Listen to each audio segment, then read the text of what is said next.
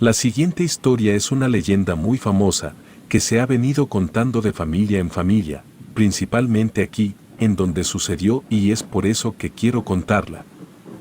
En el Archivo General de la Nación consta el siguiente documento que da fe de ciertos sucesos, que fueron la causa de que los habitantes de algunos poblados de Oaxaca sintieran terror de salir de noche. El escrito fue redactado apenas 30 años después de que se consumara la conquista de México. En él, bajo el rótulo de Expediente 37, se lee lo siguiente: los gobernadores, alcaldes y principales de los pueblos de Yagalinga, Panotao y Tlasco socio-dependientes de la ciudad antequera, Valle de Oaxaca. Parecemos ante vuestra señoría en el modo que más sea de derecho y decimos que para el descargo de nuestra conciencia, conviene hacer declaración de que los capítulos, acusaciones que presentamos contra Emilio Mendoza, vecino y cura de este lugar, fueron falsos y mentirosos. De ello se le hizo visitar a don Emilio Mendoza por señoría, como por el comisario del Santo Oficio que en esta ciudad reside. Damos fe de que los dichos capítulos nos fueron impuestos por el cacique don Bernardo, quien quería evitar pagarle 91 pesos y 6 tomines al acusado Emilio Mendoza. Por hacer lo que debemos como cristianos, decimos que dicho cura no cometió los delitos que le pusimos y así padeció injustamente. Estamos dispuestos a hacer las diligencias necesarias para la satisfacción de la honra del martirizado, y después salen las firmas y la fecha: don Pedro Álvarez, alcalde; don Juan Domingo, regidor; Agustín Zambrano, alcalde; Juan Tlapisque, regidor. En 22 días del mes de marzo de 1551, en esa misma fecha, pocas horas antes de que las autoridades correspondientes leyeran la citada retractación, el cura Emilio Mendoza había sido quemado vivo tras padecer terribles torturas en las cárceles del Santo Oficio o Santa Inquisición, como comúnmente se le conoce. Prefirió perder la vida que reconocer haber realizado ritos satánicos en su casa o haber inducido a sus feligreses a renegar de la fe cristiana. Los pueblos que atendía estaban muy indignados por su martirio, pues era reconocido en esos lugares y en sus colindancias como un verdadero santo, pues atendía a los enfermos y administraba las limosnas. En ayuda de los más pobres, al ver que se lo llevaban para procesarlo por hereje, muchos salieron en su defensa, pero todo fue inútil. Al paso de los días, decidieron presionar a sus autoridades para que retiraran los cargos contra su guía espiritual al enterarse de la muerte del cura. Don Pedro Álvarez y Agustín Zambrano se recogieron en sus casas, por miedo a la turba enfurecida. Agustín dijo que todos eran culpables. El día que se reunieron para almorzar en la casa de este, que tenía en el campo, dijo que les iba a pesar mucho el haberse dejado sobornar por don Bernardo. Comentó que por su parte, había mandado a oficiar misas al nuevo cura para el descanso eterno del infortunado. Don Pedro le respondió que en algo valdría ese gesto, para reconciliarse con Dios. Dijo que él mismo haría lo mismo ese día, por eso le pidió que lo acompañara a la ciudad a hablar con el obispo mayor. Dijo que sería el mayor favor de Dios, mientras más alta fuera la jerarquía de quien abogara por el alma de don Emilio Mendoza. Don Agustín respondió que estaba muy bien pensado y que solo le pedía por favor que lo esperara, ya que debía concluir unos asuntos muy importantes. Don Pedro empezó a empacar lo necesario para el viaje. El par de mozos que lo acompañaban preparaban las mulas, bajo un cielo cargado de negros nubarrones. Los truenos no se hicieron esperar, y fue a esta circunstancia lo que impidió a los hombres oír la macabra charla que tuvo lugar dentro de la casa. Y aconteció que a la hora del crepúsculo, don Pedro oyó que tocaban a la puerta. Pensando que se trataba de su amigo Agustín, acudió rápidamente a abrir. Se quedó boquiabierto al tener de frente la horrible presencia del cura Emilio Mendoza, con múltiples llagas sanguinolentas sobre su cuerpo quemado. El terror había invadido completamente al alcalde, pero tuvo la fuerza suficiente para cerrarle la puerta en las narices al visitante del más allá. La macabra voz del padre atravesó la puerta de madera diciéndole a don Pedro que ni él ni sus amigos tendrían descanso en tanto don Hernando no pagara su falta. A lo que don Pedro le pidió que por favor se fuera, porque Dios no lo iba a dejar solo.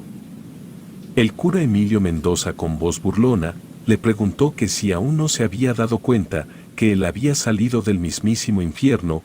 Le dijo también entre carcajadas que si acaso los habían engañado en su madre iglesia.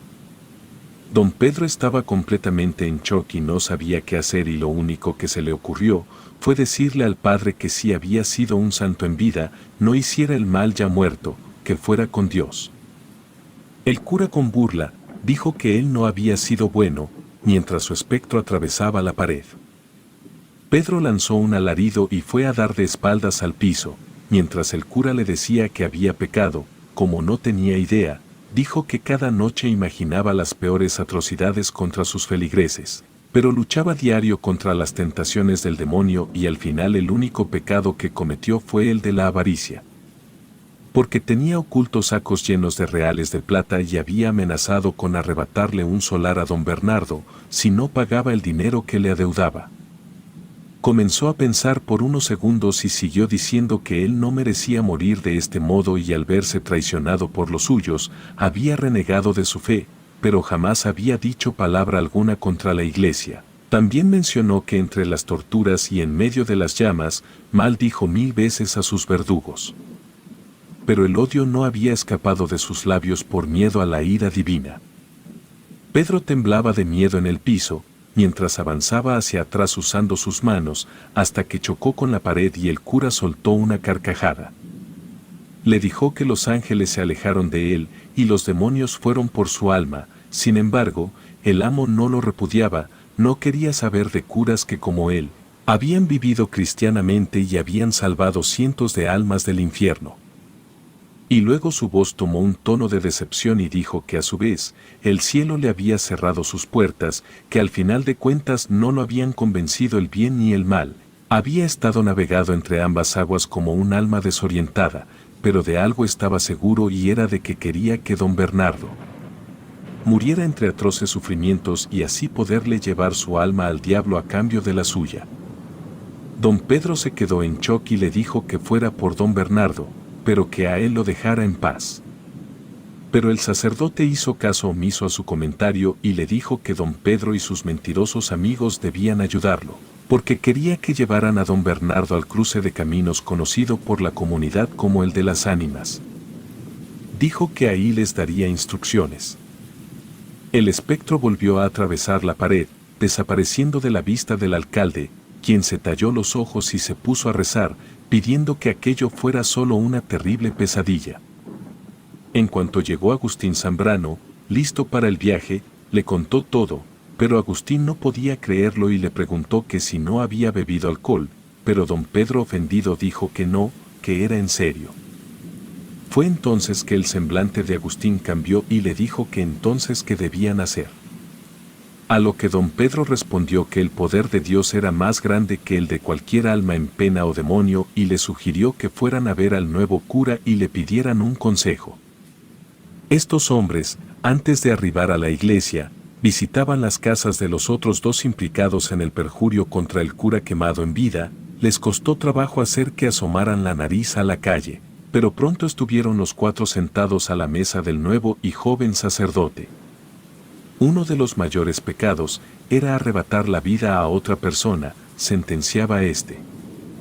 De algún modo, era lo que hacían, explicaba don Pedro con pesar, mirando la superficie de la mesa, pero el padre no se refería a su predecesor al frente del templo, sino al hombre que el espectro buscaba. Hizo hincapié en que ningún miembro de la iglesia podía obedecer los mandatos del demonio. Insistió en la duda sobre si el aparecido realmente era el cura, afirmando que sembraría el crimen y la confusión entre ellos. Les aseguró que el espectro no tendría ningún poder si permanecían cerca del Señor, asistiendo a misa diariamente y rezando constantemente por el descanso del amado cura. Les pidió que pidieran perdón a Dios y reconoció sus esfuerzos por preservar la honra del sacrificado. Finalmente, les deseó paz al despedirse. Un tanto mortificados, los regidores y alcaldes abandonaron el templo. Don Juan Domingo mencionó que el padre tenía razón y argumentaba que si el supuesto espectro que se había aparecido a don Pedro fuera realmente el cura, no habría solicitado la ayuda de otros para vengarse, sino que buscaría hacerlo por sí mismo. El regidor Juan Tlapisque intervino, señalando que de ser auténtico, el espectro no se habría parecido a don Pedro, sino al propio don Hernán. Añadió que en lugar de solicitar que se condenaran a sí mismos como asesinos, habría comunicado su perdón a todos por haber redactado el documento de descargo. Don Agustín asintió en acuerdo con esta afirmación. Expresaron que el supuesto espectro era un demonio de segunda categoría que pretendía que perdieran sus almas. Decidieron dejar de preocuparse y celebrar los buenos consejos del cura Fabrique, señalando hacia una taberna al final de un callejón tras la iglesia. Todos acogieron la idea con entusiasmo y se dirigieron hacia ahí. Don Agustín preguntó si el establecimiento era nuevo mientras entraban. Se cuestionaba si la visita serviría para inspeccionar que todo estuviera en orden. Lanzó la idea de perdonar el impuesto si los atendían de manera excepcional. Los demás se rieron por la ocurrencia, a excepción de don Pedro, quien mantenía un gesto serio.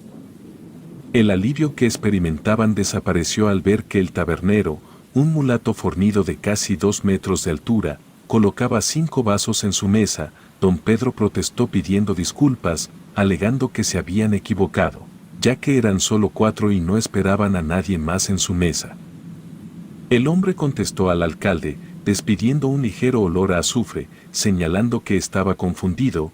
Mencionó si acaso no pensaba ofrecerle nada al cura. Los 4 voltearon confundidos hacia la silla frente a la que estaba el 5.º vaso. Juan Tlapisque ensanchó la nariz para jalar aire nervioso, sintiendo que el ambiente se había enrarecido. Descubrió entonces que eran los únicos parroquianos y dominado por el nerviosismo, trató de sonreír. Respondió que don Fabrique no vendría con ellos. Su expresión cambió, sus ojos se ensancharon y sus iris oscuros se convirtieron en un punto apenas visible, lo que generó incomodidad en las autoridades. Luego mencionó que don Emilio Mendoza los había estado esperando y estaba muy molesto porque no habían asistido a la cita. Don Agustín, en un grito, preguntó dónde estaba, levantándose y lanzando la silla hacia atrás. El mulato indicó que el individuo pronto saldría por una puerta que llevaba directamente a la sacristía, mientras vaciaba el contenido de una extraña botella en los vasos de manera automática. Don Agustín, intentando tranquilizarse con el vino, llevó su vaso a la boca pero escupió de inmediato un líquido salado y espeso, sangre. Alertó a los demás sobre la situación y sugirió salir rápidamente, confiando en don Pedro como única opción, pero la puerta por la que habían entrado ya no estaba. Buscaron una salida y solo encontraron una puerta que conducía a la iglesia. Juan Tlapisque propuso buscar ayuda a don Fabrique y el mulato mostró una sonrisa de triunfo. Al otro lado, los 4 hombres salieron a un cuarto lleno de objetos maléficos, una sotana negra manchada de sangre, hostias negras que olían a excremento e imágenes obscenas de varias vírgenes y santos. Después de descubrir la espeluznante representación del demonio detrás del altar en la nave de la iglesia, don Agustín, horrorizado, se apresuró a huir por la puerta principal junto con los demás. En su intento de escapar, se encontraron con el cura Emilio Mendoza, quien reveló que estaban bajo tierra, cerca del cruce de las ánimas y que don Bernardo los esperaba. Don Pedro, al borde de la locura, explicó cómo habían convencido a los sirvientes para traer a don Bernardo a cambio de plata, mientras lamentaba que ya habían sacrificado a don Agustín, bebiendo parte de su sangre. Para salvar sus vidas, les ordenaron sacrificar a don Bernardo, atado y amordazado sobre la plancha de piedra en el altar de la Inquisición. A pesar de su desconocimiento sobre cómo quitar la vida a otro ser humano, Juan Tlapisque, descendiente de un antiguo sacerdote indígena, fue el primero en tomar uno de los cuchillos ofrecidos por el cura malévolo. Los otros, ansiosos por escapar, siguieron su ejemplo. Los 4 hombres de las fuerzas malignas se acercaron al altar de piedra y llevaron a cabo el sacrificio de don Bernardo. Y bueno, se ha dicho a lo largo de las generaciones que debieron matarlo en múltiples ocasiones, cada vez de manera más cruel, antes de lograr regresar al mundo de los vivos. Este relato se ha mantenido vivo en el tiempo y hace algunas décadas, Juana Tlapisque, última descendiente del regidor Juan Tlapisque, Mencionaba que la mayor tortura que se podía infligir a un cristiano era quitar la vida a otro. Por lo tanto, no lamentaba tanto las muertes de don Bernardo, sino el destino de aquellos hombres. Mucho tiempo después, doña Esperanza había estado tejiendo en su bastidor durante varios días, hasta que su esposo, don Gilberto, captó su atención al decirle que necesitaba su compañía para visitar a un amigo moribundo y urgía conseguir un sacerdote para administrar los últimos ritos al mencionado amigo. Con inocencia, doña Esperanza preguntó quién era ese amigo, ya que con razón estaba preocupada al conocer a todos los amigos de su esposo. Sin embargo, él no dio respuesta. Partieron en carruaje, marido y mujer, con rumbo al convento de Santa Catalina en busca de un sacerdote para confesar y administrar los últimos ritos al desconocido amigo. Llegaron al convento, el sacerdote se preparó y presuroso salió a cumplir su misión extramundana. Así que subieron ambos de nuevo al carro en el que esperaba doña Esperanza y partieron hacia el lugar donde se encontraba el amigo en cuestión. Se dirigieron al callejón conocido en aquel entonces como el Carrizo y que corresponde a lo que actualmente es la calle de Bolívar. Deteniendo su marcha el vehículo en su estrecho callejón, el lacayo abrió las puertas del carro y al bajar el matrimonio con el sacerdote, don Gilberto le dio la orden al ayudante de regresar a la casa. Y que ellos continuarían a pie hasta la casa del amigo enfermo. El sacerdote caminaba por la calle empedrada, junto a doña Esperanza y atrás de ellos, con Gilberto, quien iba muy callado. Algo le perturbaba y le había robado el sueño. Al ser doña Esperanza una mujer muy guapa y educada, sacaba de quicio a su esposo, ya que éste estaba celoso y creía que su mujer lo engañaba. Dentro de esta obsesión enfermiza, urdió el plan perfecto para primero sacar a su esposa de su casa y conseguir un sacerdote, para que la confesara delante de él y así sabría por seguro si su esposa lo engañaba. Además abriría el nombre del desdichado para matarlo también.